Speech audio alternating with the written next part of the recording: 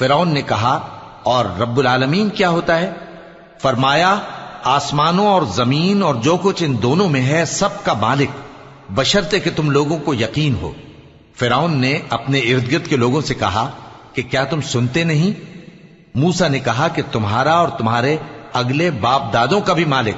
فرعون نے کہا کہ یہ پیغمبر جو تمہاری طرف بھیجا گیا ہے باولا ہے۔ موسیٰ نے کہا کہ مشرق اور مغرب اور جو کچھ ان دونوں کے درمیان ہے سب کا مالک، بشرطے کہ تم کو سمجھ ہو۔ فرعون نے کہا کہ اگر تم نے میرے سوا کسی اور کو معبود بنایا تو میں تمہیں قید کر دوں گا۔ موسیٰ نے کہا خواہ میں آپ کے پاس روشن چیز لاؤں یعنی معجزہ؟ فرعون نے کہا اگر سچے ہو تو اسے لاؤ، دکھاؤ۔ پس انہوں نے اپنی لاٹھی ڈال دی تو وہ اسی وقت صاف اژدہا بن گئی، اور اپنا ہاتھ جو نکالا تو اسی دم دیکھنے والوں کے لیے سفید براق نظر آنے لگا۔ فرعون نے